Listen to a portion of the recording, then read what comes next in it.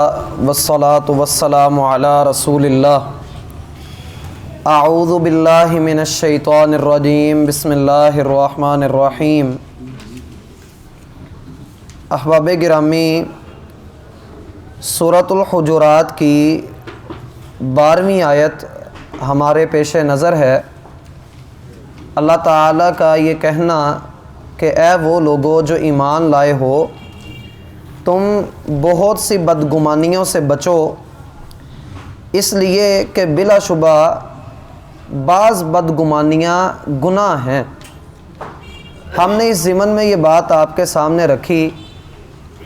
کہ بسا اوقات انسان لوگوں سے بدگمان ہوتا ہے اور بسا اوقات انسان اللہ رب العزت سے بدگمان ہو جاتا ہے۔ جہاں تک لوگوں کا معاملہ ہے، اس میں اصل حقیقت یہ ہے کہ جب انسان کے پاس بلا دلیل بات ہو، اس کے دل میں وہم آ جائے اور وہ اس وہم اور گمان کی بنیاد پر اپنے مسلمان بھائی کے بارے میں ایسی سوچوں اور ایسے خیالات کو اپنے دل میں جگہ دے جو نہ تو حقیقت بن سکتے ہیں اور نہ حقیقت میں ایسا کچھ ہے، بس الٹی سیدھی سوچ کے ساتھ وہ اپنے مسلمان بھائی سے بدگمان ہو جائے، تو اللہ رب العالمین نے اس سے منع کیا ہے۔ اور اس کی وجہ اللہ تعالیٰ نے یہ بتائی ہے کہ یہ گناہ ہے۔ حالانکہ کل کی ملاقات میں نے یہ بات آپ کے سامنے رکھی تھی کہ یہ ایک ایسا گناہ ہے جو انسان کے دل میں چھپتا ہے۔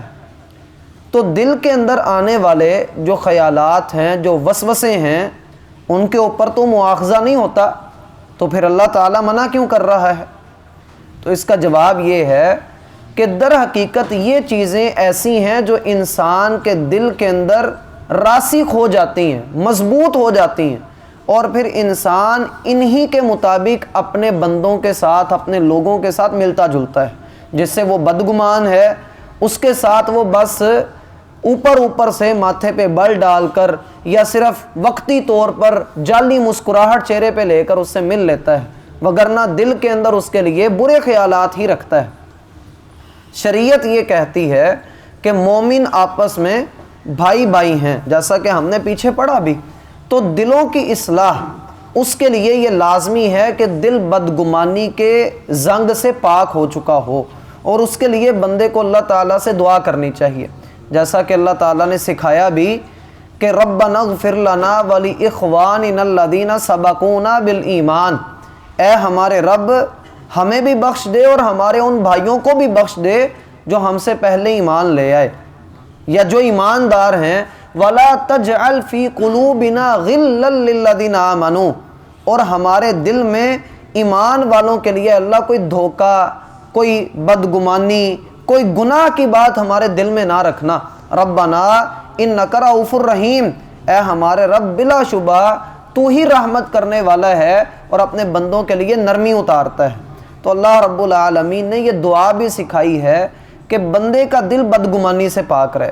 اور یہ کہا کہ اجتنبوا کثیرا من الظن، بہت سی بدگمانیوں سے، وہم پالنے سے بچتے رہو، اس لیے کہ یہ گناہ ہے۔ معنی ہے کہ گناہ کا رخ اختیار کر لیتے ہیں،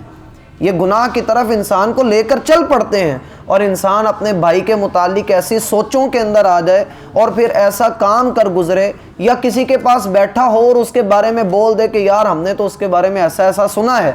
تو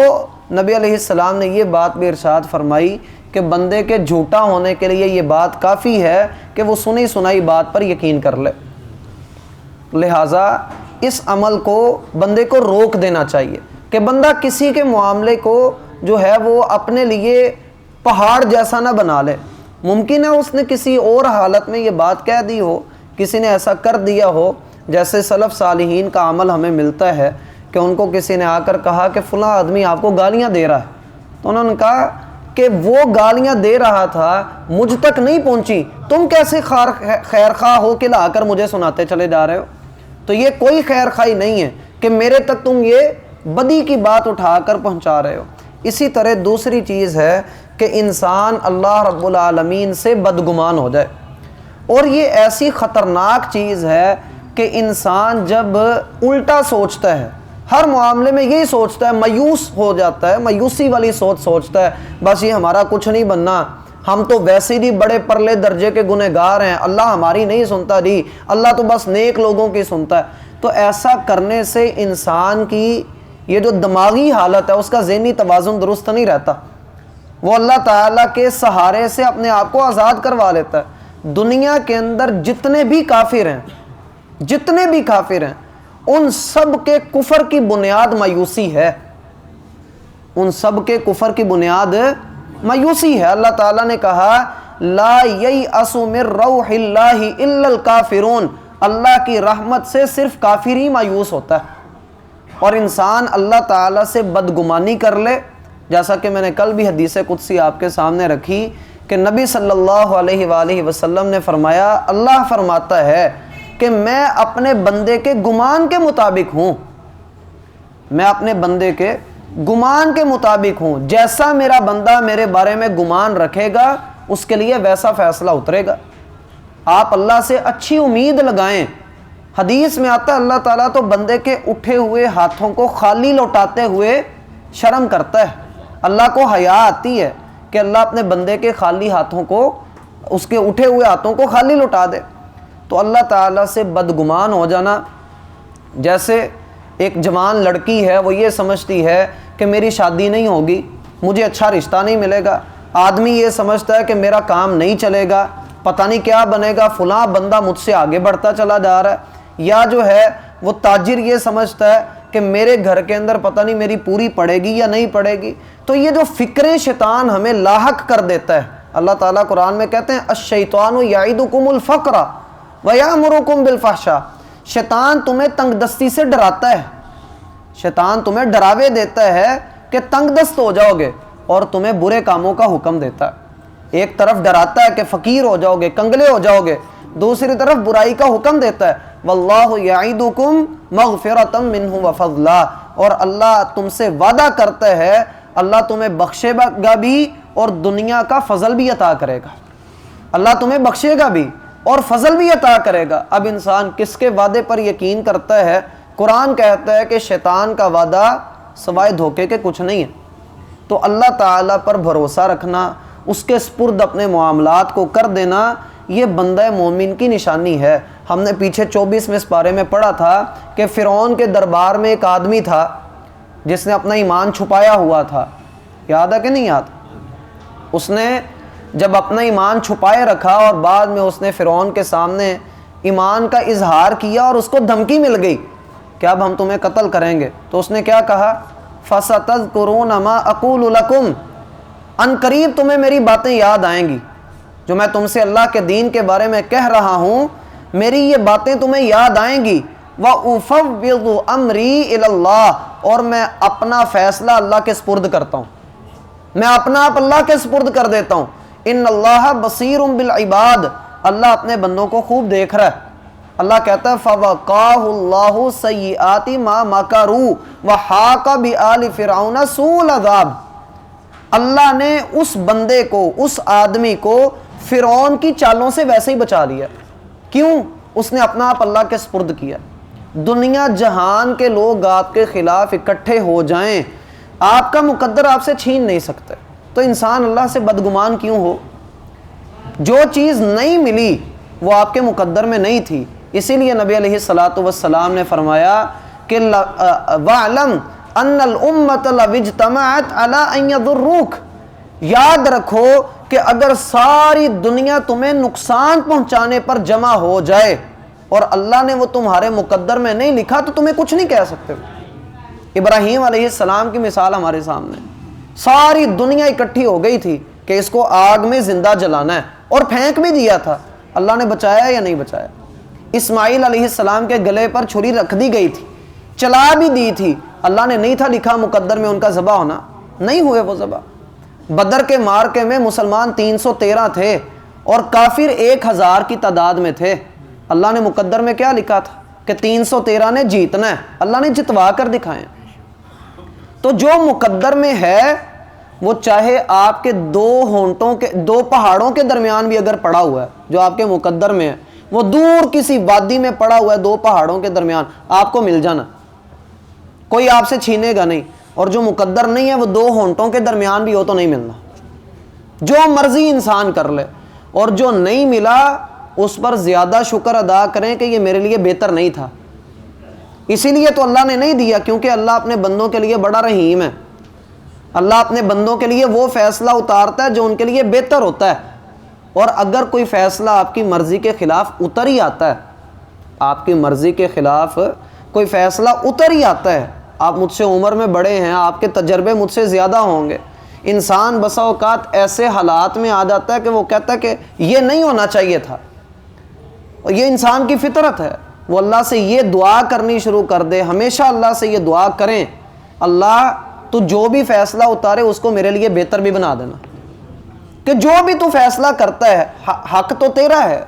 اختیار بھی تیرا ہے، کوئی فیصلہ ایسا بھی ہو سکتا ہے جو مجھ نہ چیز کو اچھا نہ لگے، تو میری کیا اوقات کہ تیرے فیصلے کو اچھا نہ کہوں، تو اللہ تو جب اس کو فیصلے کو نافذ کرے وہ مجھ پر اترے تو مجھے اتنی ہمت طاقت دینا کہ میں پھر بھی تیرا شکر گزار ہی رہوں، میں اس کے اندر خیر اور برکت ہی تلاش کروں، اور اللہ کا کوئی حکم خیر برکت سے خالی نہیں ہوتا، اللہ کے ہاتھ، نبی علیہ السلام نے فرمایا اللہ کے دو ہاتھ ہیں، دونوں دائیں ہیں جیسا اس کی شان کے لائق ہے، اور دونوں ہی خیر سے بھرے ہوئے ہیں، دونوں ہی خیر سے بھرے ہوئے ہیں، اسی لیے تو ہم اللہ تعالیٰ کی طرف خیر کی نسبت کرتے ہیں کہ ہر خیر، ہر برکت، ہر تعریف، ہر حمد، ہر ثنا اللہ کے لیے۔ تو کہا اجتنبوا کثیرا من الظن، آپ بہت سی بدگمانیوں سے بچیے، اس لیے کہ بدگمانی گناہ ہے۔ پھر کہا ولا تجسسوا، اور تم جاسوسی نہ کرو۔ جاسوسی ایک لفظ قرآن میں استعمال ہوتا ہے تحسسوا، جیم کی بجائے وہاں پر ہا ہے، تحسسوا اور تجسسوا دونوں کا معنی جاسوسی کرنا ہی ہے، تحسسوا کا معنی بھی جاسوسی ہے اور تجسسوا کا معنی بھی جاسوسی ہے، لیکن تحسسوا ہوتا ہے کسی خیر کی جاسوسی کرنا، کسی خیر کی بات کی جاسوسی کرنا، اور تجسسوا کیا ہوگا؟ کسی شر کی جاسوسی کرنا، کسی برائی کے پیچھے جانا یا کسی کے عیوب ٹٹولنے کے پیچھے بھاگنا۔ یہ عربی زبان کی ہماگیریت ہے، یہ اس کی جامعیت ہے، عربی زبان کی وسعت ہے کہ تجسسوا اور تحسسوا میں یہ فرق ہے۔ تو اللہ تعالیٰ منع کس سے کر رہے ہیں؟ تجسسوا سے، تحسسوا سے منع نہیں ہے، تحسسوا سے نہیں روکا۔ جب یوسف علیہ السلام گم ہو چکے تھے اور ان کا بھائی بھی جب انہوں نے روک لیا اپنے پاس مصر میں، تو یعقوب علیہ السلام نے اپنے بیٹوں سے یہی کہا تھا فتحسسوا، میرے بیٹوں نکلو، یا بنی یذهبوا فتحسسوا، میرے بیٹوں نکلو، جاؤ اور جا کر تلاش کرو دونوں کو کہ دونوں کہاں پر چلے گئے ہیں، ولا تیأسوا من روح اللہ، اور اللہ کی رحمت سے مایوس نہ ہونا۔ تو تحسسوا ہوتا ہے خیر کو تلاش کرنے کے لیے، اور تجسسوا ہوتا ہے شر کو تلاش کرنے کے لیے، اور انسان کسی کی جاسوسی نہ کرے کہ اس کے عیوب تلاش کرتا پھرے، اس کی خامیاں تلاش کرتا پھرے، تاکہ اس کو زمانے میں ذلیل کرے، تاکہ اس کا تماشا بنائے۔ اور اگر آپ کے سامنے کسی کی برائی آ ہی گئی ہے تو آپ 3 کام کریں، یا 3 میں سے کوئی ایک کام کریں۔ اگر تو آپ میں طاقت ہے تو اپنے ہاتھ سے اس برائی کو وہیں پر دبا دیں، ختم کر دیں، اس بندے کی اصلاح کر دیں۔ اگر طاقت نہیں ہے اس کو زبان سے روک دیں، اگر اس کی بھی نہیں ہے تو دل میں برا جان لیں،